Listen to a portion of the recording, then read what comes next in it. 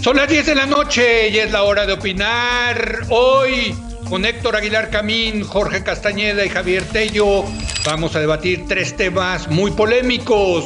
Primero, vamos a analizar cómo llegan los partidos y las autoridades electorales a la recta final rumbo a las elecciones del 6 de junio.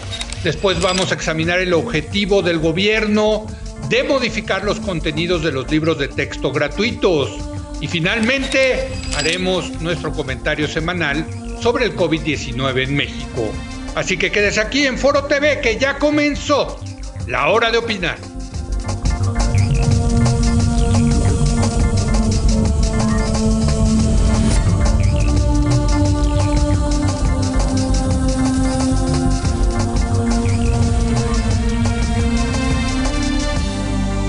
Muy buenas noches. Se cumplió una semana del arranque de las campañas electorales federales rumbo al 6 de junio. Aunque son elecciones, hay que decirlo, primordialmente locales, tendrán una consecuencia nacional muy importante. Nada más y nada menos está en juego el futuro inmediato del proyecto López Obradorista. ¿Cómo llega el gobierno y la oposición según las encuestas? ¿Qué podemos decir del creciente enfrentamiento del presidente y Morena con las autoridades electorales? Hay mucho que decir. Para debatir este tema, saludo a Héctor Aguilar Camín. Héctor, muy buenas noches. Leo, ¿cómo estás? Javier, Jorge, ¿cómo están? Javier Tello, muy buenas noches. Javier, ¿cómo estás? Leo, buenas noches. Héctor, Jorge, muy buenas noches.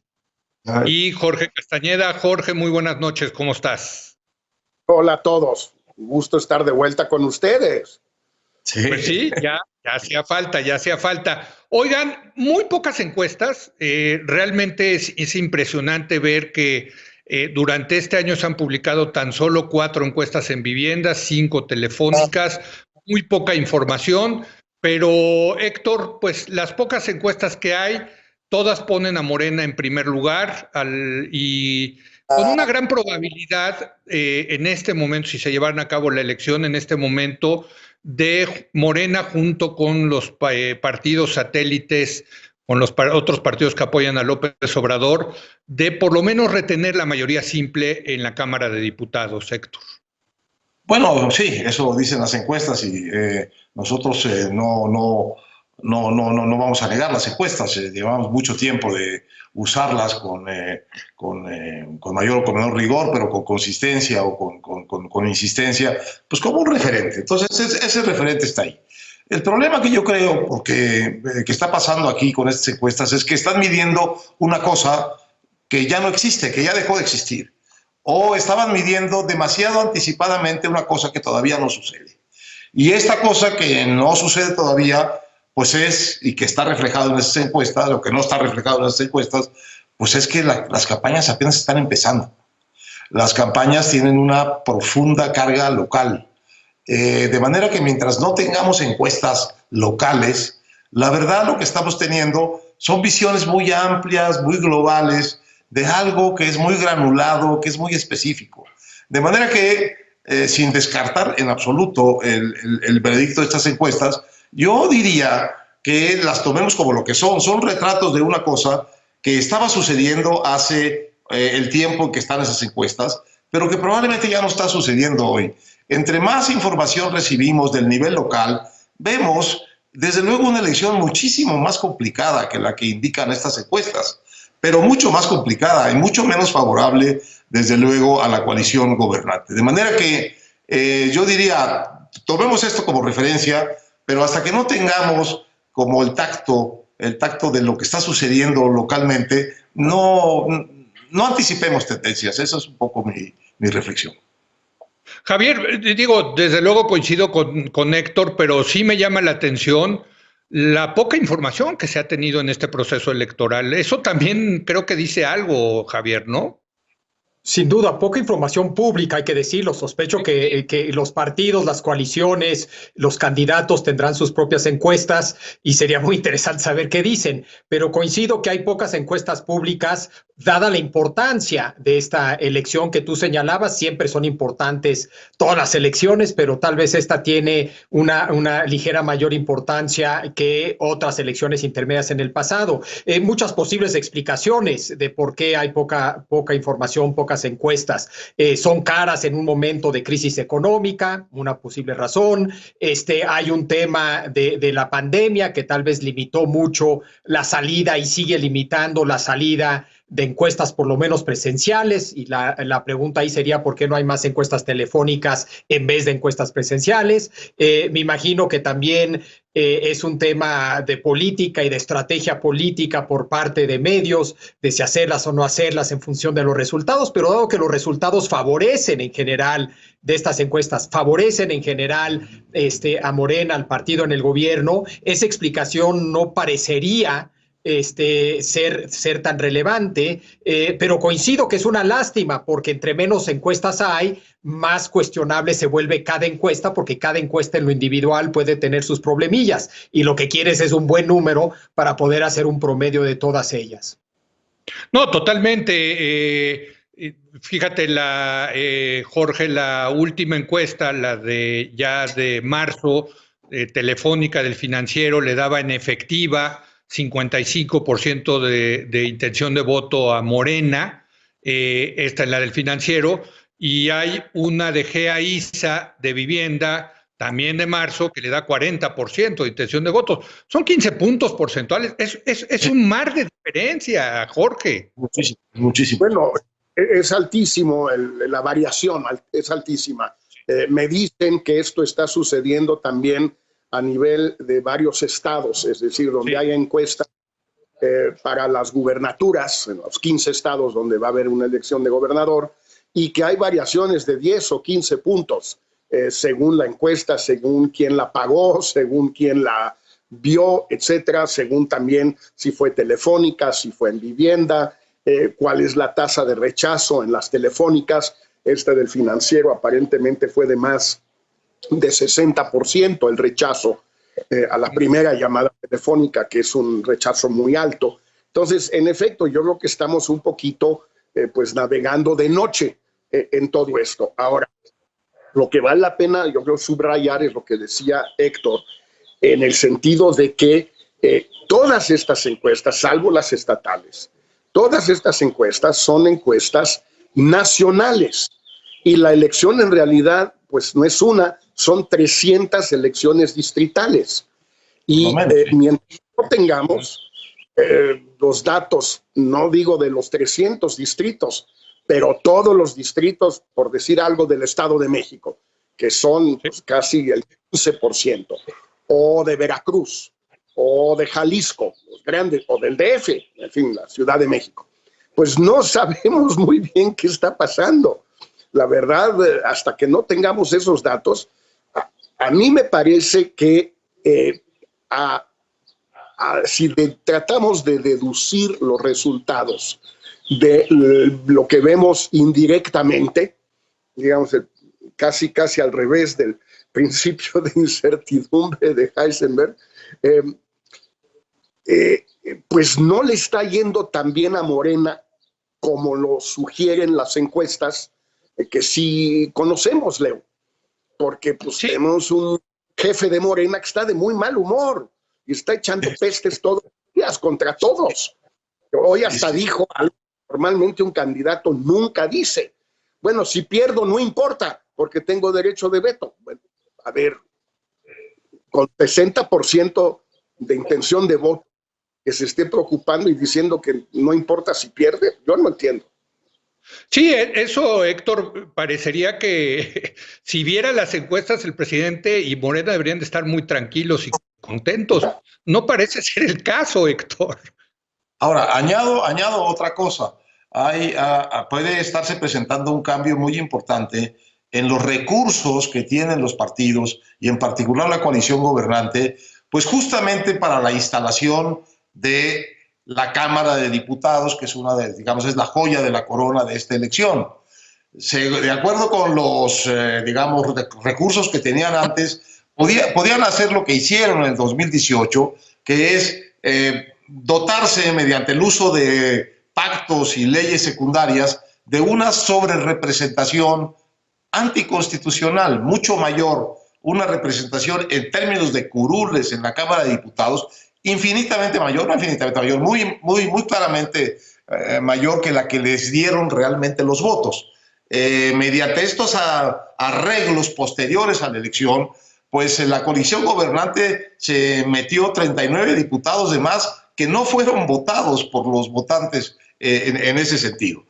Hoy está digamos, en revisión un acuerdo del INE diciendo que eso hay que revisarlo para impedir que suceda lo que está sucediendo, que esa representación es una sobrerepresentación inconstitucional, está mucho más allá del 8% que permite la Constitución. Entonces, hoy un magistrado del Tribunal Electoral de la Federación, Felipe Fuentes, hizo una ponencia muy clara confirmando el criterio del INE, diciendo, en efecto, hay que revisar quiénes son realmente los ganadores, la afiliación efectiva de los ganadores, para que este mecanismo bastante legal pero tramposo no pueda ser ejercido por los partidos. Es un mecanismo que inventó el PRI, lo usó en 2012, en 2015 y ahora lo usó Morena con gran eficacia en el 2018. Entonces, esta ponencia de este magistrado lo que está diciendo es eso ya no se va a poder utilizar. El INE tiene razón y vincula en su ponencia a la Cámara para que en el momento en que se haga la instalación efectiva de los diputados y el reparto de las curules de los sitios en el Congreso, la Cámara le dé cuentas al tribunal de que no se está violando en ningún momento ni el principio de sobrerepresentación ni el principio de subrepresentación que están contenidos en la Constitución. Eso cambia un recurso de los partidos que puede tener consecuencias muy decisivas en la manera como se integren las mayorías y las minorías en la Cámara de Diputados entrante. Eso no está en las encuestas, pero está en la realidad. No, totalmente. Hay que nada más agregar a lo que dice Héctor que este proyecto del magistrado todavía se tiene que votar en el Pleno y lo pueden echar para atrás y por lo tanto echar para atrás la decisión del Instituto Nacional Electoral. Pero en cualquier caso, Javier, eso está metiendo mucho ruido en la elección, en el sentido, yo, como sabes, no tengo problema con la sobrerepresentación, pero bueno, pues la Constitución dice que tiene que estar topada al 8% y ahora se encontraron una trampa para pasar ese 8%. Y eso va a generar muchas presiones, me parece, ya las está generando, desde luego, entre el gobierno, su partido y las autoridades electorales, Javier.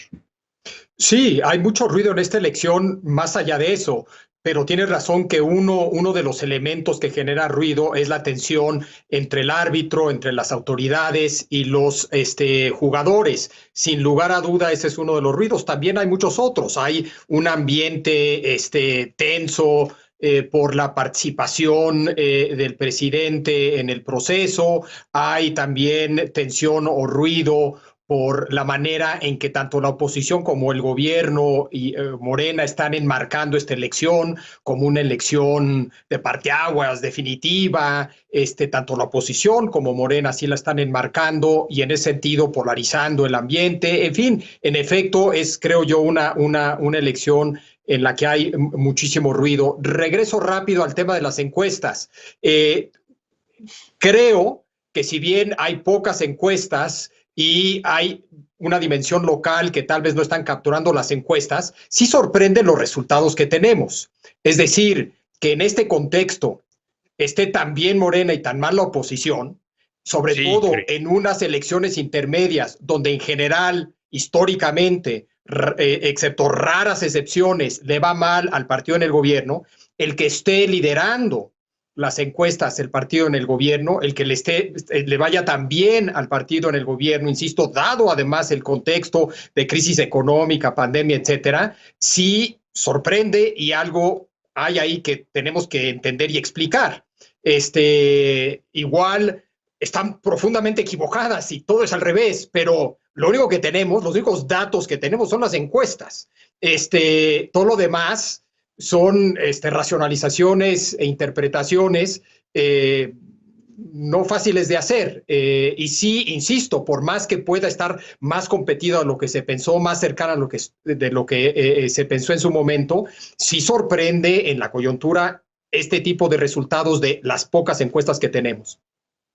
Bueno, a mí me queda claro, Jorge, que este gobierno está haciendo todo lo que está sacando todas las armas de su arsenal para ganar la elección. Cuando digo todo, es todo está volcado a ganar la elección. Quizá eso explique por qué, bueno, entre el clientelismo electoral, la propaganda del gobierno, en fin, las 1001 operaciones políticas que están llevando a cabo, la vacunación, etcétera, a lo mejor pues eso explica por qué, por lo menos en las encuestas, va arriba Morena en las preferencias, ¿no te parece? Esa tiene que ser parte de la explicación, Leo. Es decir, sí están haciendo todo. Probablemente buena parte de lo que están haciendo sea legal. En algún momento puede haber elementos ilegales o discutibles, pero sí de que están haciendo todo lo posible para ganar. Yo creo que ese es un hecho y eso debe explicar, pues, en fin, por ejemplo, el adelanto del pago de las pensiones y algunos de los otros programas sociales, los 3 meses actuales, pagarlos ahora en abril, pues bueno, digo, más electorero imposible. No hay cómo, pues, aunque mucha gente, sobre todo muchos adultos mayores en las zonas rurales, no necesariamente van a entender que no es que les están dando 3 veces más pensión, les están dando 3 pensiones en una y luego no va a haber más. Eso no estoy seguro que le quede claro a todo el mundo, pero de que están haciendo todo, sin duda. Volviendo al tema del INE y del tribunal, yo lo que he oído en las filas de la oposición, así abiertamente, no es un análisis necesariamente objetivo, es que les puede ir muy bien en los distritos. Están pensando en ganar entre 150 y 170 de los 300 distritos. Aunque Morena pueda tener un porcentaje nacional más elevado.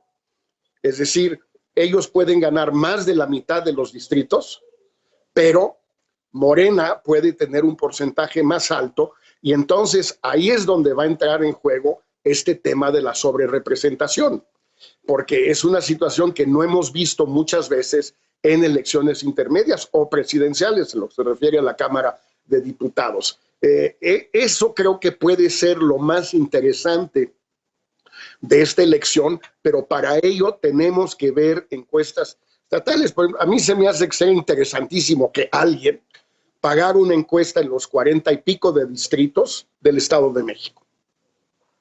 Es un microcosmos del país, hay de todo ahí, es enorme. Sí. Y bueno, hay un gobernador priista, es decir, en teoría de oposición, pero muy pejista, los hechos. Bueno, pues eso es muy interesante, a ver qué. Déjenme dar una última ronda sobre este tema, Héctor. Creo que le tenemos que dedicar una ronda a la oposición, a cómo está llegando la oposición. Yo otra vez, por lo que veo en las encuestas, veo que la alianza del PRI, el PAN y el PRD ha funcionado en el sentido pues, de que sí ha aglutinado las fuerzas que de otra manera irían divididas. Pero quizá lo preocupante es que lo que veo en algunas encuestas es que esos 3, 4, 5, 7 puntos que se lleva Movimiento Ciudadano pueden hacer la diferencia de si gana el gobierno o gana la oposición. Y eso nos lleva al tema del voto útil, que lo tendremos que hablar desde luego de aquí al final de las elecciones, Héctor. Sí, claro. Un comentario sobre las encuestas, digamos, nacionales y locales. Tenemos un ejemplo muy claro de que no está definido el territorio al nivel local con lo que ha pasado en Nuevo León, en donde ha habido encuestas pues, muy sólidas, muy bien hechas, y ha habido cambios dramáticos en las intenciones de voto. De ir muy arriba la candidata de Morena, que desde luego no es de Morena, sino es del PRI, de pronto se cayó por, en fin, distintos incidentes significativos y quedó como en primer lugar el PRI. De una semana a otra, Nuevo León, estado importante si alguno, cambió las preferencias de sus electores y el candidato del Movimiento Ciudadano creció enorme e inexplicablemente también. A mí me parece, para todo efecto práctico, que el Movimiento Ciudadano está compitiendo a favor del gobierno. Está compitiendo fragmentando el voto de oposición, llevándose una parte del voto de oposición en servicio objetivo. No estoy diciendo que sea la intención ni declarada ni oculta del partido, sino objetivamente es un partido que está funcionando fragmentando el voto de oposición. Lo puedes ver también en Sonora, en donde el candidato del Movimiento Ciudadano está muy por encima de las expectativas que tenía el Movimiento Ciudadano y anda como por un 12 o 13% de la intención de voto, en donde el candidato de Morena, Alfonso Durazo, pues anda como en 44 y el candidato del PRI y del PAN de la Alianza pues anda como en 38 o así. Entonces, esos 12 puntos que tiene el Movimiento Ciudadano en Sonora y esos 15 que tiene en Nuevo León, pues son los claves para ver quién va a ganar realmente la elección. Si esos votos estuvieran en la oposición, esas elecciones serían claramente para la oposición por muchos puntos por encima de Morena. Entonces, todo eso se está acomodando. Mientras no se acabe de acomodar, la verdad, no vamos a poder saber con certeza cuál es el veredicto local de esta elección. No, totalmente. Y eso nos lleva, Javier, el tema del Movimiento Ciudadano, el voto útil. Es que, pues a lo mejor mucha gente llega y quiere votar por Movimiento Ciudadano, pero se da cuenta que su candidato no va a ganar y ahí va a tener que tomar una decisión si vota por la alianza PAN, PRI, PRD o por el candidato de Morena. Es decir, hay lo que siempre hemos dicho en estos 11 años del programa, ante la ausencia de una segunda vuelta, las encuestas se convierten en una especie de primera vuelta en donde el ciudadano pues va a tener que llegar y decidir si pues quizás votar por el mal menor, digamos, ¿no? Por la opción que menos le disgusta, ¿no, Javier? Sí, aunque estamos diciendo, o algunos de nosotros estamos diciendo aquí que no solamente hay pocas encuestas, sino que las encuestas no capturan la realidad y en ese sentido esa segunda vuelta a través de las encuestas pues no se puede dar. Pues sí. Yo creo que Movimiento Ciudadano está pensando en 2024. Es decir, una cosa es el voto útil y otra cosa es un voto estratégico. Es decir, lo que quiere Movimiento Ciudadano es que se colapse el PRAN, que les vaya mal, que se colapse esa alternativa, que ya está muy mal, que ya está muy desprestigiada. Y su apuesta, quiero pensar, es que esto acabe de enterrar a esa posibilidad y Movimiento Ciudadano se lleve muchos de esos votos rumbo a 2024. Me imagino que por eso no se metieron a la alianza. Bajo el supuesto de que con el PRI, con el PAN, ni a la esquina, y que así piensan un chorro de votantes.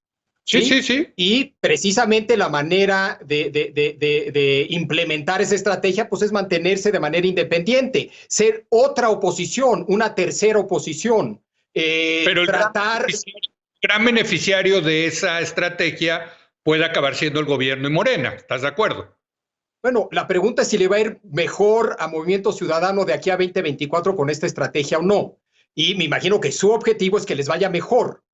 Eso tal vez significa que en esta elección en particular le vaya bien a Morena. Pero si su estrategia es pensando en un horizonte de largo plazo, hombre, que le vaya mejor en esta elección intermedia, pues adelante. El chiste es crecer como partido y convertirte en una tercera opción, en un hueco que piensan, que me imagino que existe según ellos, donde ya no es el PRIAN y tampoco es Morena, es la tercera vía o como lo quieras llamar.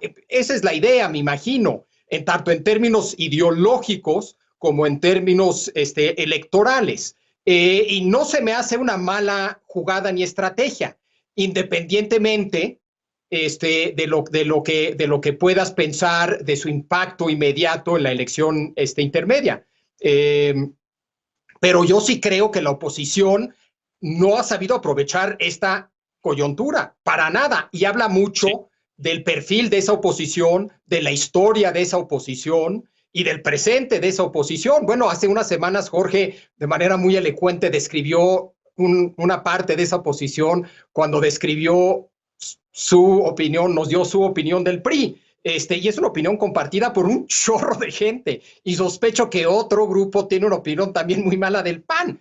Y eso en parte es parte de la explicación, además de que, como decías, Leo, el gobierno está haciendo todo lo que puede, ¿no?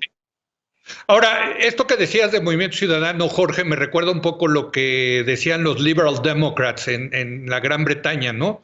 De que se necesitaba una tercera vía a ese bipartidismo y nunca le salió. En fin, sí es una apuesta muy arriesgada, Jorge, la de Movimiento Ciudadano, ¿no? Mira, mientras no haya segunda vuelta en las elecciones, sí, tanto legislativas como presidenciales, tiende a desaparecer o a hundirse el tercero en discordia, la tercera vía o como el tercer riel, como se le quiera llamar. Eso no jala o no camina. Puede caminar al principio de una campaña, pero al final, cuando en efecto salen las encuestas y se ve pues, quién es quién, la gente tiende a irse por el primero o el segundo lugar en las encuestas. En este caso, como dice Javier, tal vez todavía no hay encuestas, pero por ejemplo, en muchas alcaldías de la Ciudad de México ya hay encuestas y yo creo que esto va a mostrar que candidatos, que por cierto pueden ser muy buenos, como Tere Vale o Rascón, de qué alcaldías exactamente, pues lo único que están haciendo es quitándole votos a la alianza opositora. Y el ciudadano de Miguel Hidalgo, por lo menos, y yo creo que los otros también, van a decir, a ver, en estas condiciones sí, Tere Vale la queremos todos mucho, pero pues ese no es el tema es derrotar a Morena. Si uno piensa eso, si no piensas eso, pues no. Y si entonces ese 8, 9, 10% o el que tiene Burs en Sonora, lo que tiene incluso Samuel García, si deja de subir en Nuevo León y varios otros casos por el estilo, se pueden esfumar esos porcentajes porque se polariza mucho la elección entre los dos bandos. Y eso es lo que ha sucedido antes en las elecciones presidenciales y es muy posible que suceda esta vez también.